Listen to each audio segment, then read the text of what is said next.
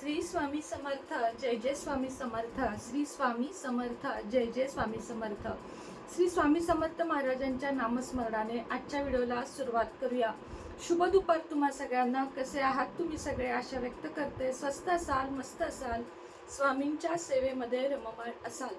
आजचा व्हिडिओ कोणताही उपाय किंवा सेवेचा नाहीये, पण अशा 2-3 गोष्टी ज्या मी तुम्हाला सांगणार आहे त्या जर तुम्ही ऐकल्यात म्हणजे आत्तापर्यंत जे झालं ते झालं, पण या पुढच्या आयुष्यामध्ये जर तुम्ही या गोष्टी फॉलो केल्यात तर तुम्हाला कधीच असं हरल्यासारखं वाटणार नाही किंवा कधी कशाची कमी पडते असं वाटणार नाही किंवा मी ही गोष्ट उगाच केली हा जो पश्चाताप असतो ना तो सुद्धा राहणार नाही. कोणत्या आहेत त्या 3 गोष्टी लगेचच बघूया.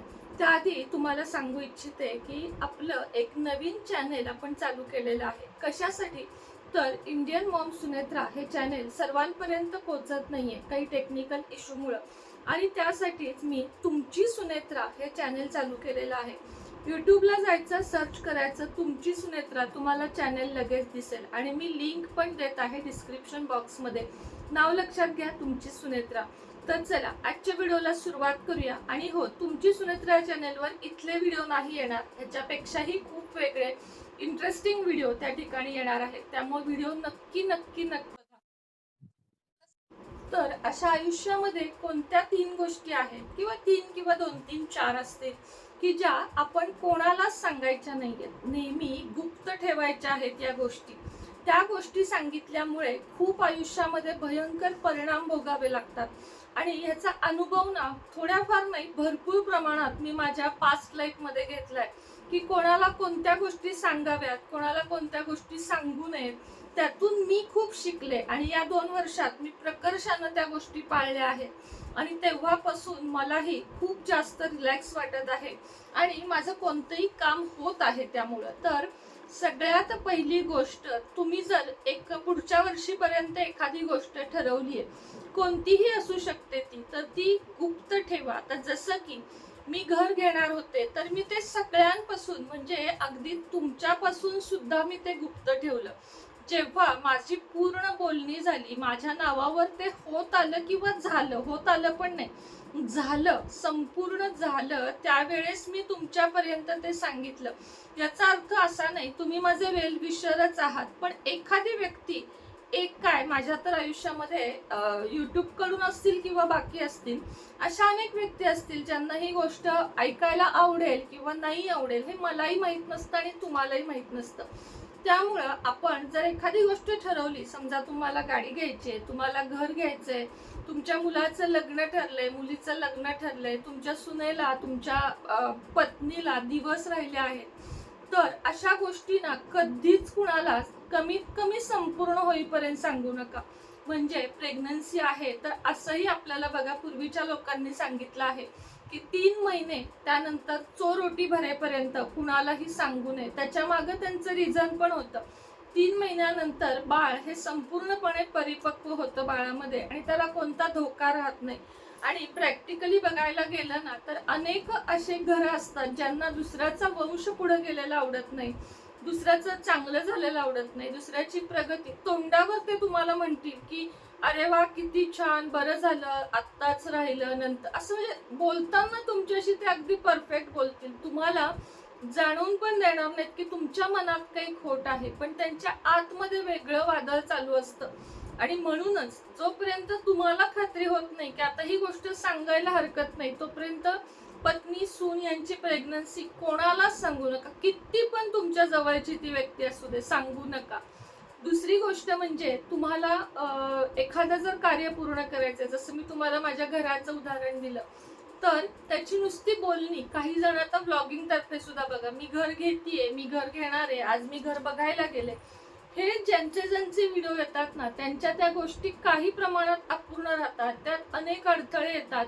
आणि म्हणूनच जेव्हा तुमची घराचं लोन मंजूर होईल, तुम्हाला बोलवतील बँकेमध्ये, तुमच्या साईन होतील, तुमच्या नावावर घर होईल, सगळं प्रकरण होईल, त्याच वेळेस सांगायचं. मग तुमची किती पण जवळची व्यक्ती असू दे, तुमच्या कुटुंबापुरतं मर्यादित ठीक आहे, पण बाकी कोणालाच भाऊकीतले असेल, शेजारी पाजारी, मित्र, माझी जिवलग मैत्रीण आहे, माझा जवळचा मित्र आहे, नाही सांगायचं. कारण किती वेल विशर आहेत आणि किती बॅड विशर आहेत हे आपल्याला सुद्धा माहित नसतं.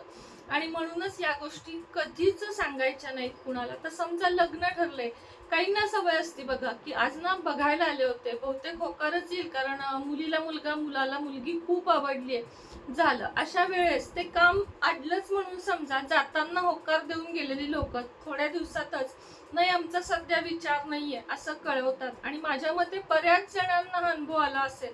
कमेंटमध्ये नक्की सांगा की हो ताई, आम्हाला हा अनुभव आलेला आहे. म्हणून कार्य पूर्ण होईपर्यंत नाही म्हणजे नाही सांगायचं, कोणालाच नाही सांगायचं. सपोज तुम्ही कार घेत आहात आणि कार तुम्हाला आवडतीये, तर तुम्ही लगेच सांगायला नका सुरुवात करू की मी कार घेतेय, मला खूप आवडली, माझं बऱ्याच वर्षाचं स्वप्न होतं आणि माझं आता ते पूर्ण होतंय, मी कार घेतल्यावर इकडे जाईन तिकडे जाईन. हा सुद्धा माझा स्वानुभव आहे बरं का. मी तुम्हाला सांगते की या गोष्टी पूर्णत्वाला जात नाहीत. जरी तुम्ही घेतली तरी काही कारणाने तुम्हाला ती कार म्हणजे विकावी लागते किंवा तुमच्याकडे ती टिकत नाही. हा अनुभव माझा स्वतःचा आहे. त्यामुळं या पुढच्या आयुष्यात जे मी शिकले, अनुभवाचे बोलते मी तुम्हाला सांगते. दुसरी गोष्ट आणि महत्वाची गोष्ट, पती पत्नी मधले किंवा घरामधले प्रायव्हसी बाहेर लीक होऊ न देणं. म्हणजेच काय, तर तुमचं खूप छान चालू आहे, तुम्हाला तुमचा पती प्रत्येक ठिकाणी घेऊन जातो, तुम्हाला रिस्पेक्ट देतो, तुम्हाला किंमत देतो, हे तुम्ही तुमच्या मैत्रिणीला सांगायला जाता बघा की माझा नवऱ्याचं माझ्यावर खूप प्रेम आहे, किंवा माझा नवरा माझ्याशिवाय राहूच शकत नाही, माझा नवरा मला विचारल्याशिवाय काही करत नाही, माझा नवरा मला माझं प्रत्येक काम ऐकतो, घरात करू लागतो. समोरच्या मैत्रिणीला तसं नसेल मिळत कदाचित, किंवा तिचे ह्याच्या विरोधात असेल, नणंद असेल, जाऊ असेल, मैत्रीण असेल, वहिनी असेल तुमची, आणि तिच्या आयुष्यात बिचारीला ते नसेल मिळत, तर तिला इच्छा जरी नसेल ना तुमच्या संसाराला नजर लावण्याची, तरी पण लागते. म्हणजे अनुभवाचे बोलत हे होतच होतं. आणि हे एकदा झालं की आयुष्य पूर्णपणे स्पॉइल होतं, बिघडतं, म्हणजे नजर लागते. थोडक्यात काय तर नजर लागते. ही गोष्ट सुद्धा आपल्याला गुप्तच ठेवायची आहे. तिसरी आणि महत्वाची गोष्ट, तुम्ही किती कमावता, हा सुद्धा माझा एक प्रचंड जवळचा मोठा अनुभव आहे. अगदी घरातली व्यक्ती आम्ही मानत होतो, आणि त्या व्यक्तीला ज्या क्षणाला मी माझा पेमेंट सांगितला होता किंवा माझी कमाई सांगितली होती, ऍक्च्युली मी खूप अभिमानानं आणि आनंदानं ती सांगितली होती, पण त्यानंतर त्या गोष्टीला जी नजर लागली ती प्रचंड मोठी लागली. म्हणजे परत नाही आपण त्या गोष्टी सुधरवू शकत. आता आपण कसं आहोत, आता माझं स्वतःचं असं आहे, स्वामी भक्त आहे, दत्त भक्त आहे मी, लक्ष्मी भक्त आहे मी, म्हणजे मी भक्त असं मिरवत नाहीये, तुम्हाला एक जस्ट सांगते. आणि त्यामुळं माझ्यापर्यंत ना कुणी कितीही प्रयत्न करू दे, करणी, बाधा, वाईट नजर, हे फार कमी प्रमाणात पोचतं, पण त्याच्यानंतर मी परत सुधारणा पण करते. मग त्यानंतर या गोष्टी मी गुप्त ठेवू लागले. जर समजा मी 50,000 कमवत असेल तर मी 25च सांगू लागले. कुठल्याही गोष्टीत मी कमी सांगायला लागले, आणि तेव्हापासून मग परत गोष्टी ताळ्यावर आल्या. म्हणजे समोरच्याला कधी कधी जे ऐकायचं असतं ना ते आपण सांगत नाही, आणि त्यामुळे आपण आपल्या आयुष्यात नुकसान करून बसतो. म्हणून तुमची कमाई किती आहे, तुमचे शिल्लक किती आहे, तुमच्याकडे गोल्ड किती आहे, तुमच्याकडे सिल्वर किती आहे, या गोष्टी सुद्धा चुकूनही सांगू नका. हल्ली ना इंस्टाग्राम, फेसबुक, यूट्यूब ह्याच्यातून ना अगदी 1 ग्रॅमचं कानातलं जरी घेतलं तरी लेडीज सगळ्यांना सांगतात की हे बघा, मी आज एक गोल्ड खरेदी केलं, मी आज मंगळसूत्र खरेदी केलं. आणि तुम्ही बघा, ह्याची नजर इतकी वाईट लागते. म्हणून कुठेही तुम्ही जरी कोणी इन्फ्लुएन्सर असाल तरी माझ्याकडचं गोल्ड कलेक्शन, माझं सिल्वर कलेक्शन नाही दाखवायचं. कारण कुणाला दाखवून हे वाढणार तर नाहीये, उलट तुमचे प्रॉब्लेम वाढतील. कारण तुम्हाला जर 50 जण चांगली बघत असतील तर 1 जण असा असतो की त्याला ते नाही बघवत. आणि म्हणून या 3 गोष्टी आयुष्यामध्ये खूप गुप्त ठेवायच्या. एक तर कमाई, दुसरी गोष्ट तुमचं पर्सनल लाईफ, आणि तिसरी गोष्ट मी तुम्हाला सांगितली आहे की काम पूर्णत्वाला जायच्या आधी कोणालाही सांगायचं नाही. अजून एक महत्वाची गोष्ट, तुम्हाला कोणती औषधे चालू आहेत. तुम्ही म्हणाल हे काय प्रकार आहे ताई? हो, डॉक्टर आणि पेशंट याच्या व्यतिरिक्त तिसऱ्या व्यक्तीला कळलं नाही पाहिजे की तुम्हाला कशाची औषधं चालू आहेत. कारण ह्याला सुद्धा नजर लागते, तुमच्या आरोग्याला सुद्धा नजर लागते. आणि हेल्थ इज वेल्थ, सगळ्यात पहिली संपत्ती आहे आपलं आरोग्य. नाहीतर आपण खूप छान जगतोय पण बीपी आहे, शुगर आहे, बाकी औषध आहे, डिप्रेशनची औषध आहेत, त्याचा काही उपयोग नाहीये. तर मला स्वतःला आहेत थोडीफार औषधं, पण ती आपण जाहीरपणे सगळ्यांना सांगायचं नाहीये की आपल्याला ही औषधं चालू आहेत, किंवा कुठलीच गोष्ट माझ्याकडे हे आहे ह्याचा बाऊ नाही करायचा, आणि माझ्याकडे काही नाहीये ह्याचा पण बाऊ नाही करायचा. कारण वास्तू तथास्तू म्हणते, ब्रह्मांड युनिवर्स ऐकत असतं. गुप्त ठेवायच्या, आपला पास्ट असेल, आपली कमाई असेल, आपल्या आयुष्यातल्या अनेक गोष्टी गुप्त ठेवायच्या. अन्यथा नंतर मग पश्चातापाशिवाय काहीच बाकी उरत नाही. म्हणून आजचा व्हिडिओ मी हा खास केला. यूट्यूब चॅनेल म्हणजे 6 वर्षांपूर्वी मी ह्यावर एक व्हिडिओ केला होता आणि लोकांना तो खूप जास्त आवडला होता. म्हटलं चला आता भरपूर आपली नवीन फॅमिली आहे आणि त्यामुळं मला हा व्हिडिओ पुन्हा एकदा करावासा वाटला. जाता जाता एक सांगते, लक्ष्मी कुंचन ज्यांना हवे आहे त्यांनी बुक करा. त्याच्याबरोबर तुम्हाला जे हवे ते मनी मॅग्नेट, पायरेट, फिरोजा, व्यसनमुक्ती किंवा कर्जमुक्ती, जे हवं ते ब्रेसलेट त्याच्यावर एक फ्री मिळणार आहे.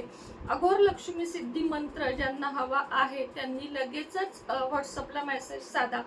कशावर आहे तो? कर्जमुक्ती, कोर्ट कचेरीतून मुक्ती, शत्रुनाश, नोकरीमध्ये त्रास, लक्ष्मी प्राप्ती, पैसा कमवणं, ज्या तुम्हाला ज्या अडचणी आहेत त्या सगळ्यावर आहे तो. त्यामुळे लगेचच बुकिंग करा. तुपाच्या वाती जर हव्या असतील, उदबत्ती हव्या असतील तरीही माझ्याशी संपर्क साधा. सगळ्यावर आता भरपूर जास्त ऑफर मी ठेवलेल्या आहेत, तर लवकरात लवकर संपर्क साधा. श्री स्वामी समर्थ.